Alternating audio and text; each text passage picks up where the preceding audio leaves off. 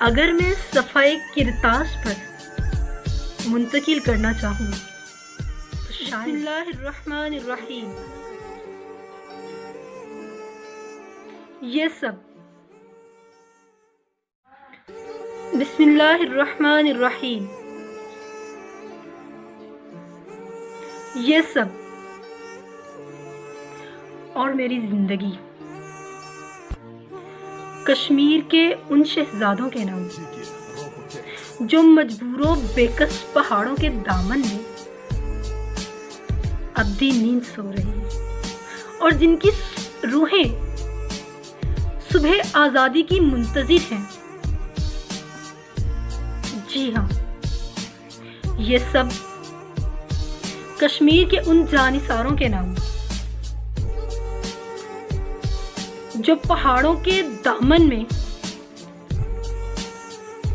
سونے کی خاطر، صبح آزادی کی خاطر اپنا تن من دھن سب کچھ کشمیر کے نام پر وار چکے ہیں. اور کشمیر کی آزادی کی داستانیں اگر میں صفحۂ کرتاس پر منتقل کرنا چاہوں تو شاید میں ایسا نہ کر پاؤں، اور اگر اپنے دل میں سموئے رکھوں تو شاید میں ایسا بھی نہ کر پاؤں کہ سینے کے حصار میں مقید میرا دل پھٹ کر باہر نہ آ جائے. کئی شبوں کی تنہائیوں میں یہ کہانیاں، یہ جذبات میرے احساس کے لیے جرت کا سامان بنے رہے. بہت کوشش کی کہ ان کو اپنے دل میں سموئے رکھوں، مگر شدت احساس تھا کہ بڑھتا ہی جا رہا تھا اور میں ایسا نہ کر پائی کہ شاید میرے ظرف میں تو بلے شاہ کے جیسی سمائی نہیں. انہوں نے کہا تھا دل دریا سمندروں ڈونگے کون دلاں دیاں جانے. جی ہاں، کشمیر میں ظلم کی طویل اور گھور رات کو دیکھ کر، ان مظالم کی آندھیوں کے بارے میں سن کر کون درد دل رکھنے والا متاع صبر و قرار بچا سکتا ہے. اور اسی طرح سے میرے ساتھ بھی یہی داستان ہے. یہ تو اب سمندر کے سینے کے بس کی بات بھی نہیں کہ اتنے دکھوں اور ایسے آرام کو اپنے وسیع تر سینے میں چھپا سکے. مجھ غریب کی کیا اوقات.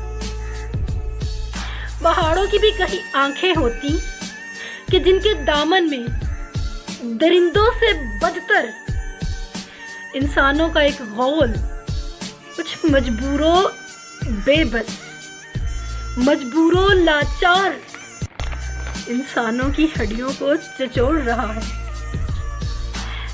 تو وہ بھی تب و تاب نہ لا سکتے. کشمیر کے چنار، کشمیر کے دیودار اور سنوبروں کو اگر زبان مل جائے نا تو وہ بھی وحشیوں اور قاتلوں کی اس درندگی پر چیخ اٹھے. میں کس کس کو بیان کروں، میں کس کس کے بارے میں بتاؤں. ہر ایک کا دل، ہر ایک کا دامن چھوٹا پڑ جائے گا. کوہستانی چشموں اور ندیوں کی زباں ہوتی تو معصوم بچوں کی چیخیں اگر وہ سن سکتے، اگر معصوموں کی چیخیں چشموں اور ندیوں تک پہنچتی تو وہ بھی اپنے آنسوؤں سے ڈل اور رولر کو بھر دیتی.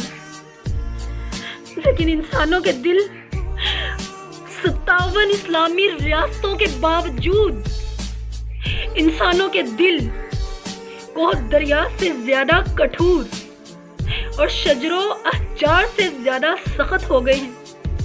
انسانیت دور کسی گہری کھائی میں گر چکی ہے.